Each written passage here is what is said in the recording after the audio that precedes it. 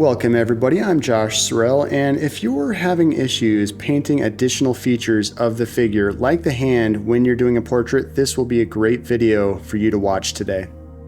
As you can see with this painting, compared to some of my other portraits, we have a hand involved, which is going to add a little bit more complication to the entire portrait. But for me, I think adding a hand to a portrait painting just adds that extra layer of storytelling that can really elevate your work. Now for this painting, because it is a little bit more complex, I'm worried about the scale of not only the face but the hand as well next to it. I decide to really take my time with those beginning strokes, trying to get the locations of everything as close as I can.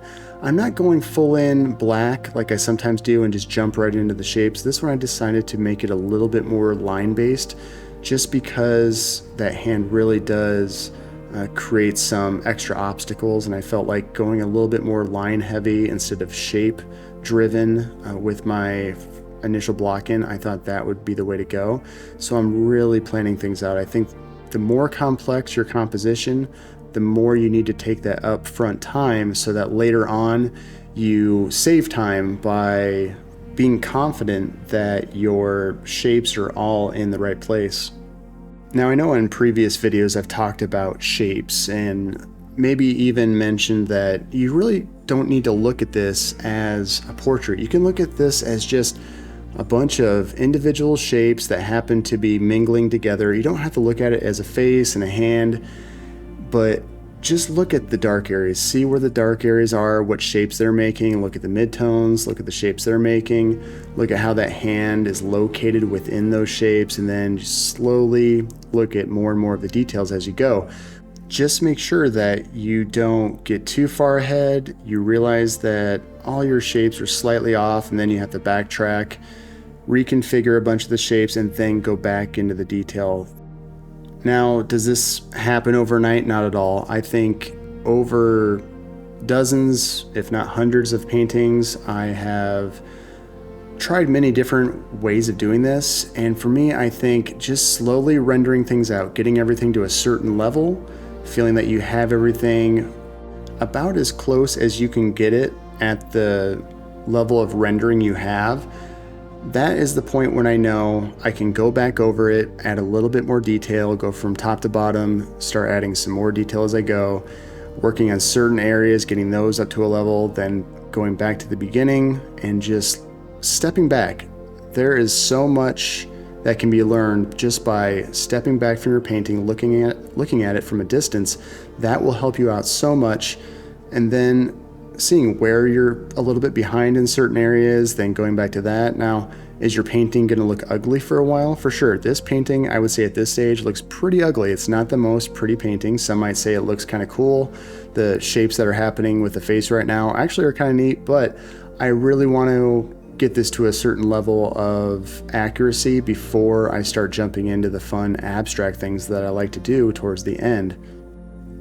And just to jump to another topic, I know some of you have asked, well, can I trace? Is it okay to trace? Is it okay to use grids or tracing paper or projection onto a canvas? And you absolutely can do that.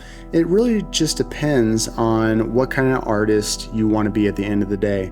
If you want to be a full-on super efficient artist that doesn't want to have to deal with the drawing aspect of the painting process, then by all means, get the tracing paper out, the grids, the guides, whatever you have to do to get that painting done. But just know that you need to be upfront with the people purchasing your work. Don't try to hide the fact that you do it. Embrace it if you're going to go that route. For me personally, I love freehand drawing the entire process. I don't like to use any sort of grids or guides. For me, it's part of the fun, really trying to stretch my abilities with each painting to see how I can approach it and make a painting as if it's coming from life, as if that reference image is actually a person sitting behind my canvas in real life. I love that idea of being able to go from painting from a reference image to going to painting from an actual live person sitting there in front of me. So now with this painting, I'd say I finally have gotten the drawing aspects where I want them. They're accurate enough for me to proceed with going into the full composition, getting the darks and lights and midtones for the whole panel as close as possible, and starting to have some fun with different tools. Right now I'm using some different brushes and scrapers and things just to create some texture that can slowly build up as I go along. And as far as tools go, I really like to use a lot of different tools. I love scrapers and palette knives and brushes. I love the combination of all of these things. I don't really have any tried or true method for using these tools. I just kind of use my gut to decide, okay, I want to switch to a bigger brush or a smaller brush, or switch to a palette knife or a scraper.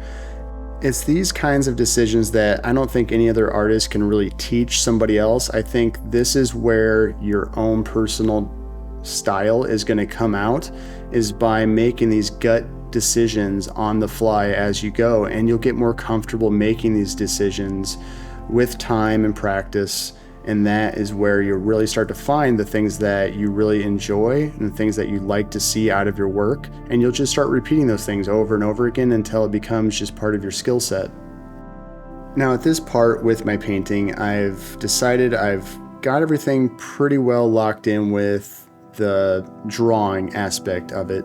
And this is where I get to have some fun with my abstract colors. I decided blues would be a really great way to go with this painting. It was sort of planned that way, that I'd start with some warmer colors and then accent those with some cool blues.